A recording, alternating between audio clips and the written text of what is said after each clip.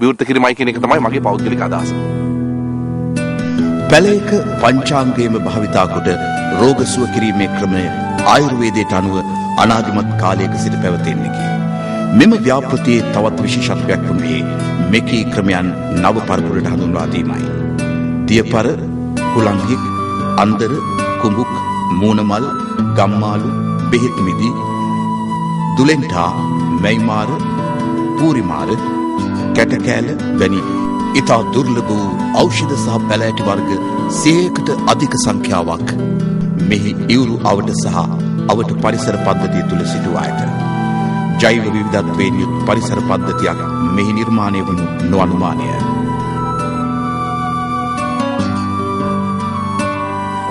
පරිසරවේදී හැටියට ගහකොළත් එක්ක ජීවත් වෙන හිතයිෂියෙක් හැටියට මම දැක්ක දෙයක් තමයි කුරුළු වර්ග අපේ රටේ ආවේනික සහ රටට බාහිරින් පැමිණෙන කුරුළු වර්ග 35ක් 40ක් අතර ප්‍රමාණයක් විනාඩි 30ක 35ක කාලයක් ඇතුළත අපිට දැක ගන්න පුළුවන්. මම සංචාරය කරපු විදේශ රටවලුත් එක්ක බලනකොට ඇත්තටම එක්සත් රාජධානිය එංගලන්තේ පැය දෙකක් එක තැනකට වෙලා ඉන්න ඕන නිසල්මන්ව එක කුරුල්ලෙක් දැක ගන්න.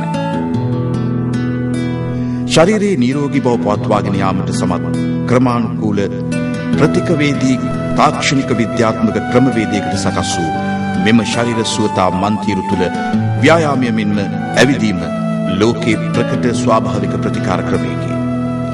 ස්නායු උත්තේජනය මගින් සිදු කෙරෙන මෙම ප්‍රතිකර්මවලදී වේදනාව අවම කිරීම, රුධිර සංසරණය ක්‍රමවත් කිරීම, පශ්චාත් ශල්‍ය කර්ම ආබාධයන් අවම කිරීම, මානසික සෞඛ්‍ය වර්ධනය කිරීම වැනි ගැටලු වලට මෙවැනි සහනයක් ලැබෙනු ඇත. මේ ප්‍රදේශයේ ජීවත් වෙන ඒ විවිධ ආගමික සහ විවිධ ජාතීන්ට අයිති පුද්ගලයන් අතර විශාල සුහදත්වයක් වර්ධනය වීමේ තත්ත්වයක් ඇති වෙලා තියෙනවා.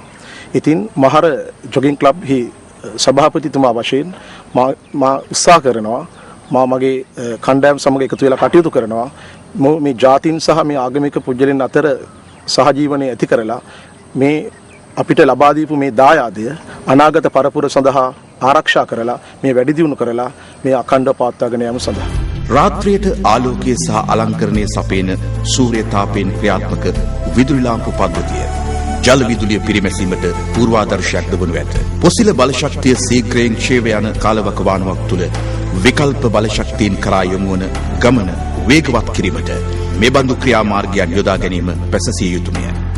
සෝභා සෞන්දර්යයේ අසිරිය වැඩි කරමින් අලංකාරවත් වටපිටාවක් බිහිවීම තුළ සංචාරක අවධානය දිනා ගැනීමද තව නොබෝ දිනකින් සිදු වනු ඇත. ආසියාවේ ආශ්චර්යයක් කරා මෙරට ගෙන යන ගමනේ එක් සන්ධිස්ථානයක් මෙවැනි සිද්ධි. මීට දශක කීපයකට පෙර අපේ රටේ ජනතාව වැඩිම ප්‍රමාණයක් රෝහල්ගත කළේ බෝවන රෝග හැදිලා. ඒ වගේම මියගියේ බෝවන රෝග හැදිලා. දැන් ඒ තත්ත්වය වෙනස් වෙලා තිබෙනවා. දැන් බෝ නොවන රෝග හැදිලා තමයි රෝහල්ගත වෙන්නේ, මිය යන්නේ.